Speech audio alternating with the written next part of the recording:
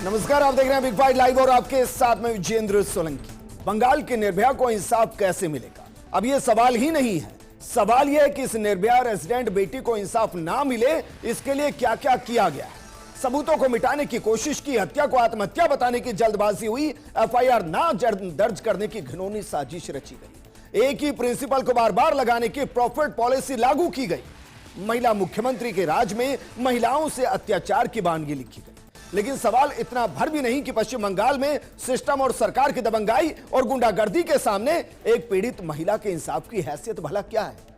सवाल यह है कि सियासतदानों के लिए पीड़ित महिला भी हमदर्दी के लिए तब मुफीद होती है जब वो विरोधी पार्टी की सरकार के राज में पीड़िता बनी होती है।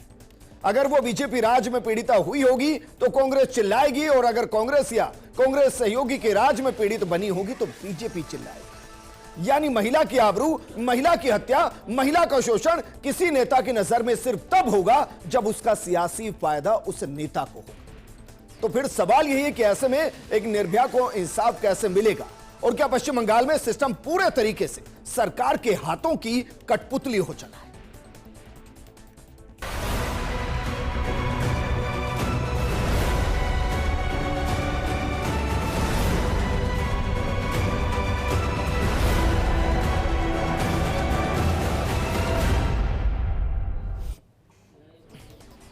अब जरा इस तस्वीर को देखिए, ये इंसाफ की देवी है जो बिना पक्षपात, बिना भेदभाव के सबको इंसाफ देती है। लेकिन इस हिंदुस्तान में देवियों के साथ क्या हो रहा है, मां बहनों के साथ क्या हो रहा है, और उनकी इंसाफ की राह में कौन कौन आगे आ रहा है, पश्चिम बंगाल के अंदर यह बखूबी दिखाई दे रहा है।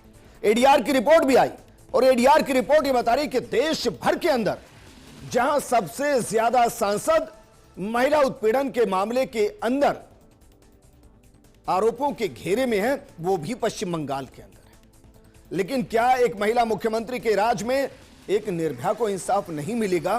पूरा सिस्टम बस इसीलिए काम करेगा और उसकी सहयोगी पार्टियां इसलिए मौन व्रत रख लेंगी क्योंकि वहां से उनका सियासी फायदा है, वोट बैंक का फायदा है, गठबंधन का फायदा है। क्या एक बेटी के इंसाफ के लिए सियासतदान इतना नफा तुला और इतना नफा नुकसान सोचेंगे? क्या सियासत इस कदर गिर चुकी है? इस मुद्दे पर बात करने के लिए हमारे साथ मौजूद हैं बीजेपी प्रवक्ता राखी राठौड़ जी, कांग्रेस प्रवक्ता नितिन सारस्वत जी, डॉक्टर संजीव गुप्ता हमारे साथ हैं, आईएमए के सदस्य हैं, पारुल भार्गव हमारे साथ हैं, सामाजिक कार्यकर्ता हैं। शुरुआत संजीव गुप्ता जी आपके साथ। क्या वाकई में जहां एक रेजिडेंट डॉक्टर रह रही थी, जहां वो मरीजों की सेवा कर रही थी, क्या वहीं के उनके अपनों ने इंसाफ की राह में सबसे ज्यादा रोड़े अड़ाए? और हम तो नेताओं को कोस रहे हैं, सरकारों को कोस रहे हैं, हकीकत में तो सबसे ज्यादा नुकसान वहीं पर हुआ जहां वो सर्वोच्च दे रही थी।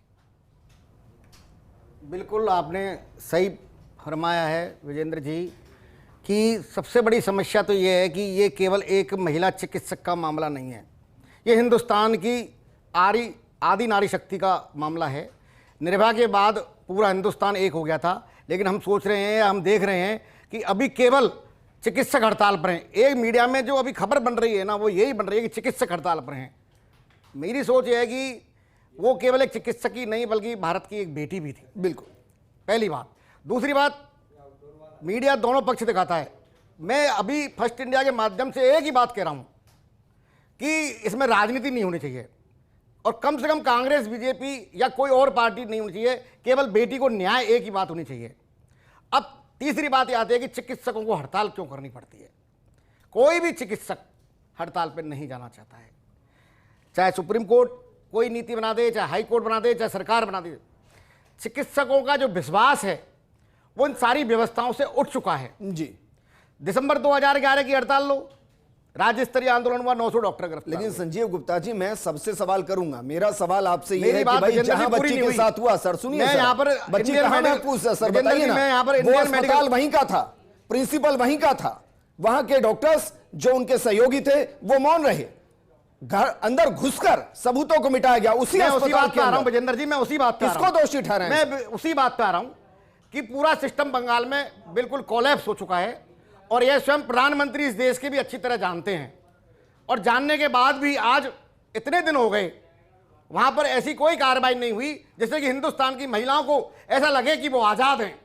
जी, तो इसलिए मैं ऐसी क्या कार्रवाई चाहते थे सर? हम ये चाहते थे कि कम से कम वहां पर, या वहां ही नहीं, पूरे देश के मेडिकल कॉलेज में, पूरे देश के महिलाओं के कार्यस्थल पर, मैं केवल मेडिकल की बात भी कर रहा हूं, यहां मैं देश की समस्त महिलाओं के कार्यस्थल की बात कर रहा हूं, यहां पर रोज ना ये काम होते हैं, वहां पर उनकी सुरक्षा के पुख्ता प्रबंध किए जाएं। सुप्रीम कोर्ट को बार बार क्यों अपने आप प्रसंज्ञान लेना पड़ता है? अरे सर, जिसने किया वो वहां सुरक्षा के लिए ही तो था।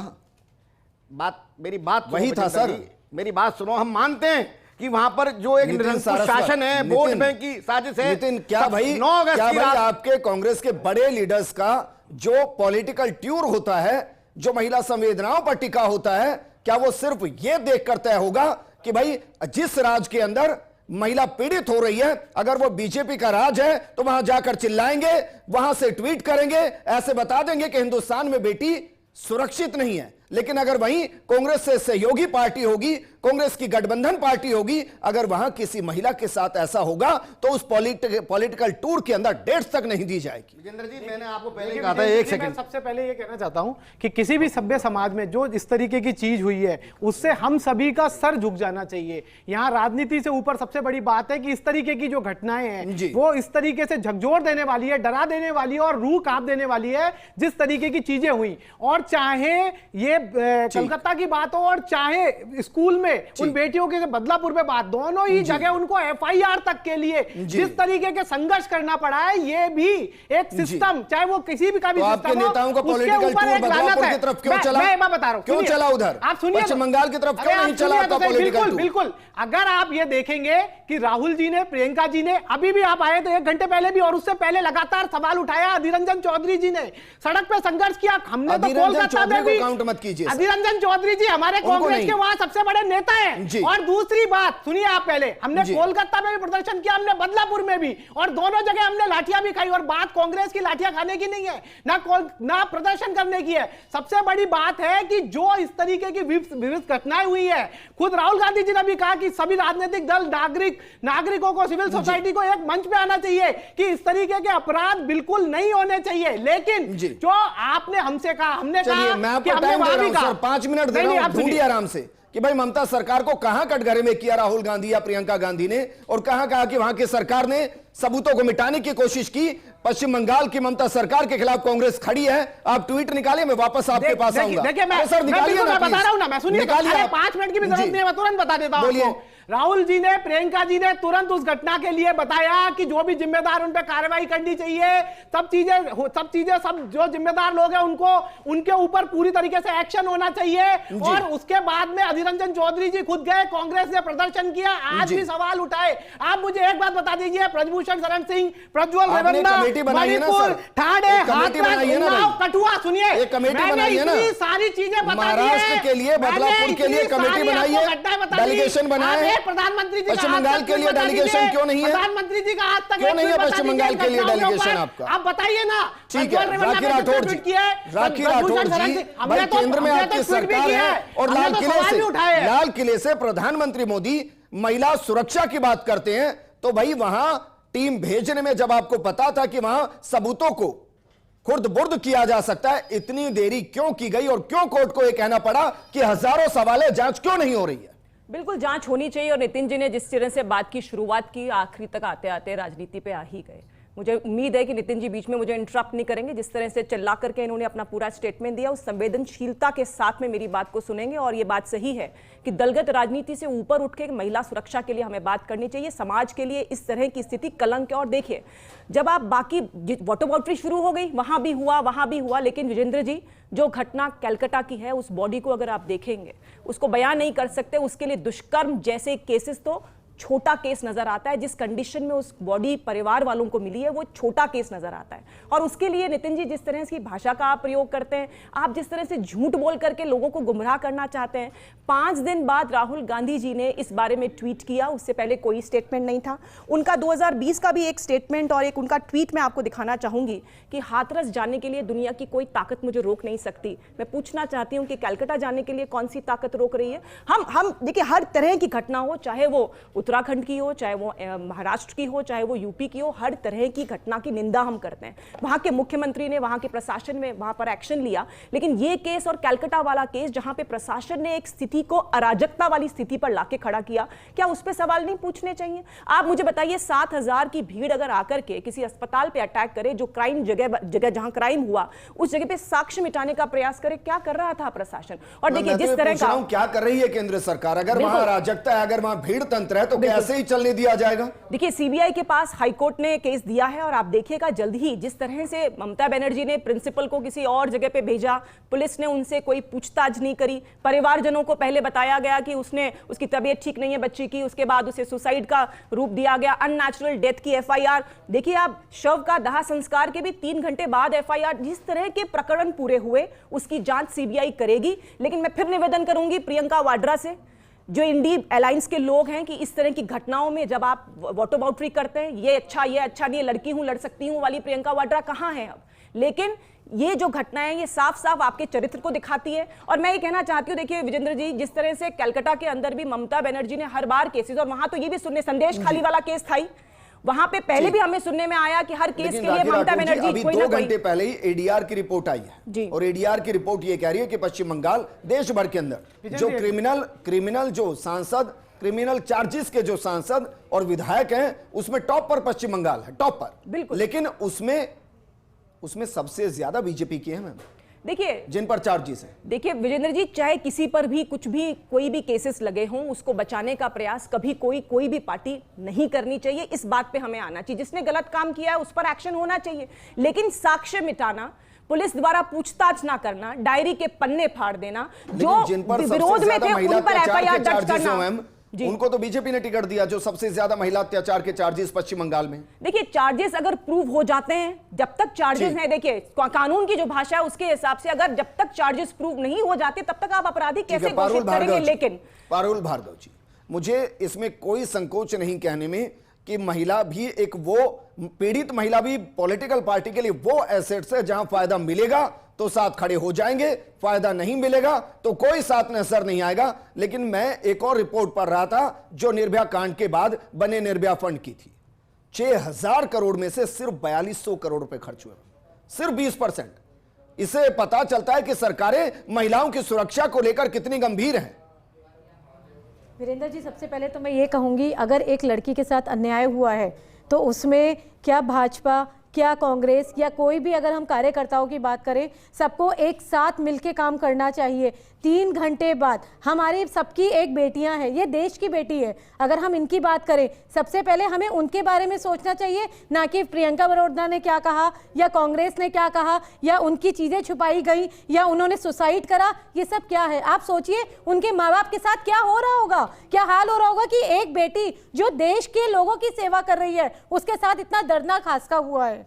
दूसरी बात, आप क्यों नहीं ये लोग, आप सब समझते हो कि जो भी कार्यकर्ता लोग हैं ये सब बाद में आते हैं। 3 घंटे बाद उनके माँ बाप को उनका शव के लिए कहा गया। सोचिए उन 3 घंटे में उनका क्या हाल हुआ होगा। हम सबकी बात करते हैं कि हम ये करेंगे, हम वो करेंगे, हम ये सबसे पहले क्यों नहीं करते? हर बार हम यही बात करते हैं कि एक जो भी फीमेल्स होती है उनकी सिक्योरिटी को हम कैसे करें। आज हम प्रदेश में, यहाँ की विदेश में हम अपनी बेटियों को भेजने की कोशिश करते हैं, क्या हमारी बेटी सुरक्षा में है?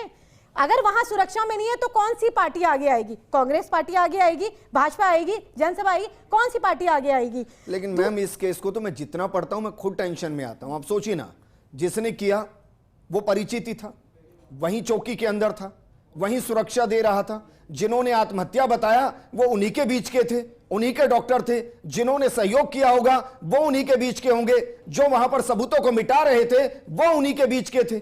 किसको दोष दे? मुझे तो सबसे ज्यादा हैरानी ये है कि जो वहां प्रवक्ता थे, जो वहां के प्रिंसिपल थे, उनको वहां से हटा के किसी और कॉलेज में दे दिया गया कि एक हादसा अगर इस कॉलेज में हुआ है तो चलो दूसरे कॉलेज में जाकर वो हादसा करे। क्यों नहीं उनको रेस्टिगेट करा गया इमीडिएटली? उनको क्यों नहीं रेस्टिगेट करा गया?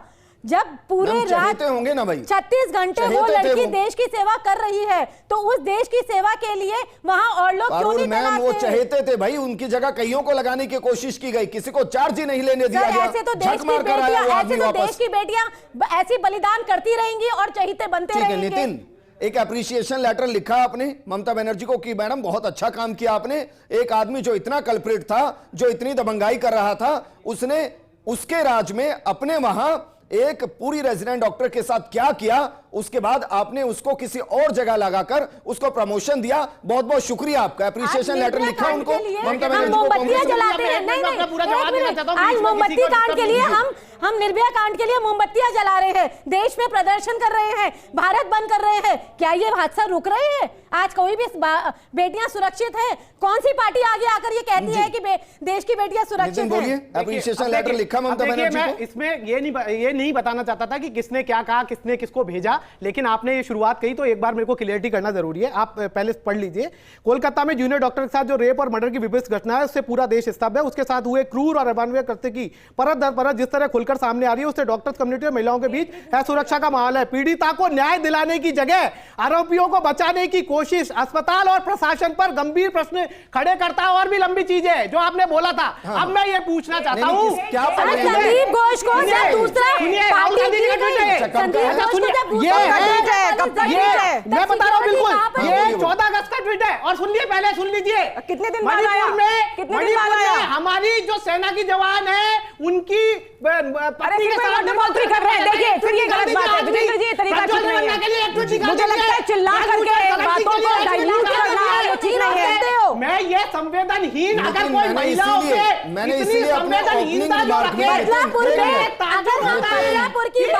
इसीलिए मैंने अपने ओपनिंग रिमार्क में ये बोला था कि भाई जहां कांग्रेस का राज होगा वहां बीजेपी चिल्लाएगी, जहां बीजेपी का राज होगा वहां कांग्रेस चिल्लाएगी। वही तो हो रहा है। एक छोटी बच्ची, 2 छोटी बच्चियों के साथ यौन शोषण होता है। उनके माता पिता 12 घंटे पुलिस स्टेशन में रहते हैं, तमाम प्रदर्शन किए जाते हैं। 300 प्रदर्शनकारियों को बदलापुर ये सेलेक्टिव साइलेंस जो है ना, ये जो सेलेक्टिव साइलेंस है बीजेपी का, मैं चाह रहा था बिल्कुल सही कहा आपने भाई। ये सेलेक्टिव परसेप्शन ही तो है जो बच्चों को सुरक्षित महसूस नहीं होने दे रही। यही सेलेक्टिव परसेप्शन है। संजीव गुप्ता जी, बच्चियों की सुरक्षा आप कह रहे हैं सियासत नहीं आनी चाहिए। मैं कह रहा हूं इस पर जमकर सियासत होनी चाहिए, वहीं से समाधान आएगा। लेकिन वो सियासत सेलेक्टिव नहीं होनी चाहिए, वो सियासत होनी चाहिए कलेक्टिव, लेकिन वो होती नहीं है। पहले आपने मुझे बोलने का मौका दिया और मैंने एक ही फर्स्ट इंडिया न्यूज माध्यम से यही कहा था, हाथ जोड़ के निवेदन किया था कि इस बेटी के कोई भी जो भी कारण हो उसमें बीजेपी कांग्रेस नहीं होनी चाहिए। इसमें पूरे हिंदुस्तान की महिलाओं की सुरक्षा पे हम बात करें फर्स्ट इंडिया के न्यूज चैनल पे। सर सुरक्षा तो पॉलिटिकल पार्टी क्या है, कौन देगा? सजा तो मिलेगी। अब कब मिलेगी, कैसे मिलेगी, वो तो हो जाएगा। निर्भया कांड में भी सजा मिली, इसमें भी हो जाएगा। लेकिन आगे कोई भी किसी भी प्रकार से इस तरह की घटनाओं की पुनरावृत्ति नहीं हो। केवल ऐसी सुरक्षा लेने के लिए ही लोगों को हफ्ते हफ्ते मैं आप बोल रही थी बहन जी, मैं बिल्कुल नहीं बोला, आपकी सब बातों में तालियां बजा रहा था। मैं केवल आपसे इतना कह रहा हूं कि एक चिकित्सक मत समझो इसको, ये पूरा देश क्या कह रहा है, ये देखो पूरा मीडिया क्या कह रहा है, देखो कि एक चिकित्सक। चलिए बताइए, समाधान की बात करते हैं। समाधान की बताइए कैसे सुरक्षा मिलेगी, बस बताइए कैसे मिलेगी सर। पहली बात तो यह है कि हम अगर चिकित्सकों की बात करते हैं तो जो पुलिस का सिस्टम है, मैं ये बात केवल पश्चिम बंगाल की नहीं कर रहा हूं जी, मैं पूरे देश की पुलिस की बात कर रहा हूं। अब चिकित्सकों की नहीं सर, अब पूरे देश की बात, पूरे देश की बात कर रहा हूं। की बेटी है, पुलिस का जो पूरे देश में महिला सुरक्षित कैसे होगी? महिला ऐसे सुरक्षित होगी कि पूरे देश में जब भी कोई महिला के साथ कहीं भी किसी भी प्रकार की कोई भी अत्याचार की बात सामने आए तो तत्काल प्रभाव से कोई भी ऐसा law and order notification, gazette notification ऐसा बनना चाहिए कि उस पर कार्रवाई सुनिश्चित हो। इसके लिए केंद्रीय होम मिनिस्टर है, होम। चलिए सर, आप फिर ये कह रहे हैं कि भाई घटना घटने के बाद कार्रवाई हो। मैं तो चाहता हूं घटना घटे ना, मैं तो उस समाधान की बात कर रहा हूं। राखी राठौड़ जी, डॉक्टर्स 36 घंटे 48 घंटे काम करते हैं, खासकर रेजिडेंट डॉक्टर्स में। और सुरक्षा का मुद्दा आज का नहीं है और सिर्फ राजस्थान का नहीं है, पूरे देश भर का है। एक ऐसा कानून क्यों नहीं लाया जाता जहां हर अस्पताल के अंदर एक चौकी हो, उस चौकी के अंदर महिला पुलिसकर्मियों को लगाया जाए जो रैंडमली चेक करते रहें ताकि इस क्राइम को रोका जा सके। विजेंद्र जी, हमारी कई बार राज्य सरकार स्तर पर बातचीत हो चुकी है। डॉक्टर अर्चना शर्मा आंदोलन में आत्महत्या की थी, उसमें एसओपी राज्य सरकार बना चुकी है। लेकिन कोई की भी सरकार हो, कांग्रेस की हो या बीजेपी की हो, वो कभी भी जीरो डिफेक्ट काम नहीं करती। राखी जी, पूरी बात उसको कानून नहीं बनाया जा रहा है। अभी भी हम एसीएस से मिले थे किस एसओपी ठीक को है लागू सर, किया जाए। राखी राठौड़ जी, आपने नेशनल पुलिस की ये चौकी कानून SMS क्यों में लगा नहीं आ दी, रहा? लेकिन वो पुलिस की चौकी क्या काम देखिए कर रही है? ठीक है। आप ये देखिए, ठीक हम है अभी भी सर, मांग आप- कर रहे भाई, हैं आप रुकिए कि ना, CRPF को आप संजीव जी, आप भी रुकिए भाई। आज एयरपोर्ट ठीक पे है। अरे एयरपोर्ट पे डॉक्टर साहब, जी। डॉक्टर साहब एक मिनट, ठीक। एक थोड़ा पेशेंस रखेंगे तो सुन लेंगे, बात मेरी क्या बात कर सुनो। करें। हाँ नहीं, आज मैं बात कर लूँ, मैं एयरपोर्ट बात पर कर महिला लूँ, सुरक्षा तेज बोलने से आप नहीं। अरे देखिए, सुनिए, एक मिनट आप सुनिए। देखिए, डॉक्टर CRPF साहब की जो मांग आपसे करते हैं। सवाल पूछ रहे हैं उसका जवाब एयरपोर्ट पे क्यों आ गए, हॉस्पिटल बिल्कुल में मैं रहिए कह ना रहा हूं, आप। अस्पतालों में CRPF बता रही हूँ मैं, बनाइए एक मिनट डॉक्टर साहब, एक मिनट ठीक डॉक्टर है, साहब, हाँ, प्लीज बोलने राखी दीजिए, राठौड़ बोलने जी। दीजिए। देखिए सीआरपीएफ की जहां तक बात है, आपने देखा होगा कि अभी भी कोर्ट की तरफ से ये एडिशनल 25% वहां पे सिक्योरिटी की बात की, और मैं तो ये कहना चाहती हूँ विजेंद्र जी, ना केवल अस्पताल, हर जगह महिलाओं की सिक्योरिटी जो है उसको टाइट करने की जरूरत है, और इसके लिए मोदी सरकार ने लगातार, चाहे वो महिलाओं को आगे ले जाने का काम हो, क्योंकि मैं हर बार इस बात को कहती हूँ कि सिर्फ महिला को कमजोर, मुझे सिक्योरिटी की जरूरत तब पड़ती है जब मैं कमजोर हूं, मुझे क्यों ना इतना स्ट्रांग बना दिया जाए, महिला को इतना स्ट्रांग बना दिया जाए, और उसी क्रम में चाहे वो महिला विधेयक हम लोग लेकर आए जिसके अंदर हम लोग 33% आरक्षण देंगे महिलाओं को, चाहे लखपति दीदी के माध्यम से हमने किया, और सेना में महिलाओं को जो परमानेंट कमीशन मिलेगा, सैनिक स्कूल के अंदर बच्चियों का एडमिशन मिलेगा, ऐसे ढेरों हम लोगों ने प्रयास किए जिससे कि बिल्कुल निर्भया फंड का यूटिलाइजेशन कितना किया सेंट्रल गवर्नमेंट ने बीते बिल्कुल 10 साल में? 6,000 करोड़ रुपए वहां से गए थे, और 42,000 करोड़ रुपए का अमाउंट 4200 करोड़ मैम, सिर्फ 4200 4200 करोड़, 6,000 हमारे रुपए आए साथ थे। जुड़ने के लिए शुक्रिया। बेटी को न्याय मिलना चाहिए, और वो किसी पॉलिटिकल पार्टी से नहीं होती है, वो देश की बेटी होती है, और इसलिए सभी पॉलिटिकल पार्टीज को यह सुनिश्चित करना चाहिए कि दूसरी निर्भया ना बने, क्योंकि जो आंखों पर पट्टी बांधी है ना हमारी इंसाफ की देवी ने, ये इंसाफ की देवी हमारे इर्द गिर्द है, लेकिन वही इंसाफ के लिए जब तड़पे तो सबसे बड़ा सवाल पॉलिटिकल पार्टियों से ही होता है। नमस्कार।